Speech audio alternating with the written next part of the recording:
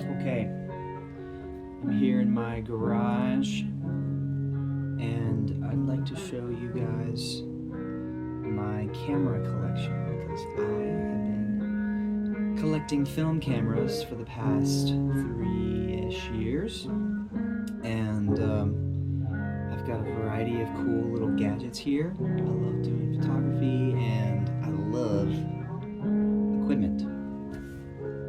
So, let's see, where should we start? I think we should start with this. This is my Canon EOS Rebel S2. This guy comes with a 35 to 105 millimeter focal length lens. These use the same EF lenses that a lot of digital cameras use too, so you can swap lenses with a lot of the Canon digital cameras. I have one here. Grab a lens.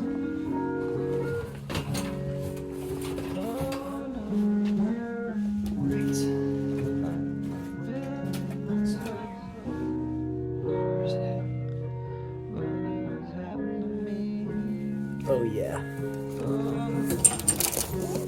Alright. It's getting crazier and crazier in here. Okay. This came with my Canon EOS Rebel T3, which is pretty low level digital DSLR.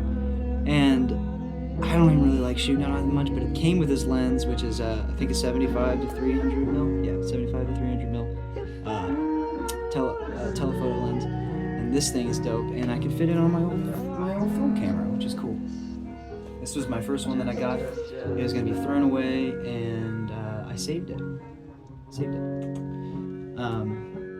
And it's got a lot of digital stuff on here. Like it has digital control for exposure and all that kind of stuff, which is good for quick shooting. It's just solid. Got a built-in flash. It always takes great photos. It's enough of that stupid camera. All right. This is a fun lens that I got that it fits on my Canons as well, but it's crazy long. I think it's like a 500. Yeah, I think it's like a 500 mil focal length lens, and it's really cheap and shitty, and it gets a lot of lens distortion on the edges, which is kind of cool. It looks like you're looking through like a spyglass or something. I bought it for $40 from this really rude guy. All right, what else? Ooh, Berriette. This was my first camera that I ever got, film camera, when I was like, I was probably like 10 or 11 when I got this. I inherited it, and the the back doesn't really stay on. The latch like barely latches, so it has a lot of light leak. Isn't the most useful camera, and it can barely advance, but it shoots, and it has adjustable shutter speed and ISO. Shutter speed and aperture, basically. It says ISO, but I know it's just bullshit. Yeah, and I got the original box of this thing, and it's got manual and all this stuff in it. Pretty dope. I think this one's from 60s or 70s. What else? Let's talk about the Pocket Instamatic 30 camera outfit. This camera doesn't have an outfit. There's no clothes that go with it or anything. I don't know what it's talking about. So this is a 110 camera. It's a really cool size of film because you get a lot of that really grainy look, and you really can just stuff this in your pocket and shoot with it. It's supposed to take a battery, but they do not sell batteries anymore. I have an old one right here. It's like so weird. But you don't need a battery because mechanically Still works. It has a mechanical shutter. It just, you can't adjust any shutter speed or anything with it. So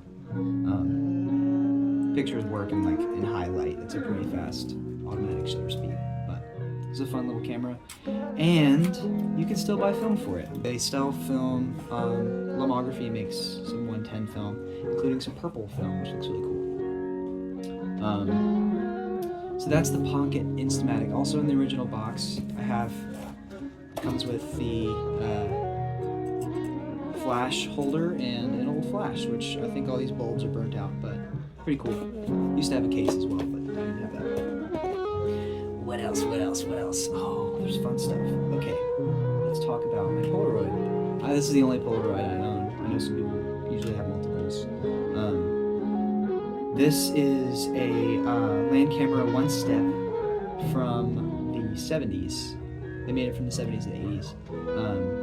I really like the rainbow striper. I think it's a great little design thing they did there.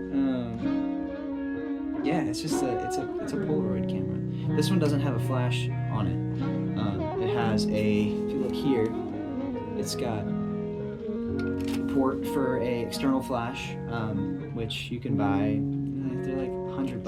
It's like more than what the camera's worth, or what I bought it for. So I haven't bought one yet. I've just been using it in outside highlight stuff. But it's a Polaroid camera. Can't go wrong with that. God, I love it. Ooh, let's see. Let's save that one. This is an awesome camera.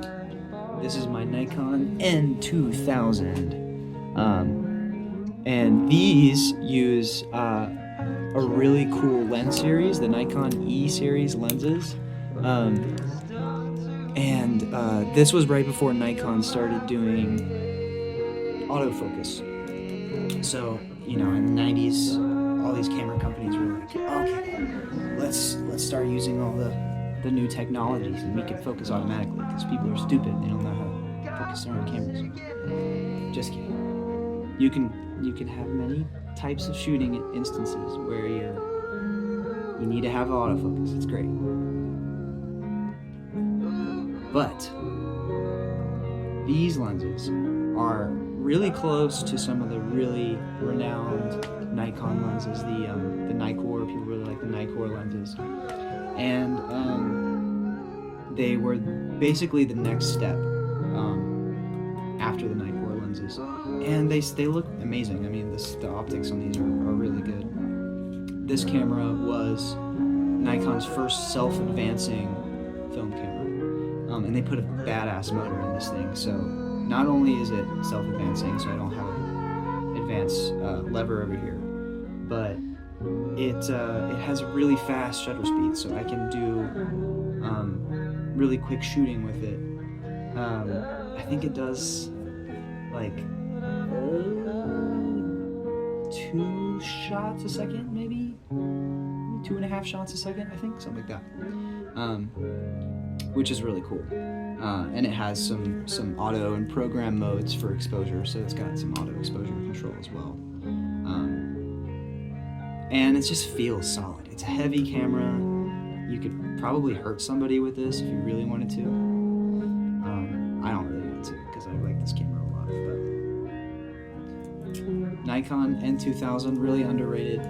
I think I bought all these cameras that I bought. I didn't spend any more than like $40 on them, because people know the low-key good film cameras. These are the low-key good film cameras. There's plenty of people that'll tell you to go get the Canon AE1 and all this other stuff. You get your Leica or whatever. Don't do that. Get these cameras. They're like $30. Speaking of cheap, good cameras, this is one of my favorite cameras that I own. It is a Kodak Star 335. This is basically like it's kind of just like a disposable camera. But it's not disposable. You don't throw it away. So it has a fixed shutter speed, it has a fixed aperture, and it has a flash. And that's it. That's all you get. It's completely the shutter, at least, and all that stuff is completely mechanical. The battery is just used for the flash. So you can use this without batteries. It works. It feels well made. You know, you can throw it around. I can stick it in my pocket. I take it camping all the time. Take it backpacking. You slide it open and turn this on for the flash. And it's just a great little camera. I bought this from my friend Nick. He owns a shop called Packed House in Norfolk, Virginia, and I bought this on their opening day. He was like $10, man. And yeah, that's one of my favorite cameras. I've shot a lot with that camera.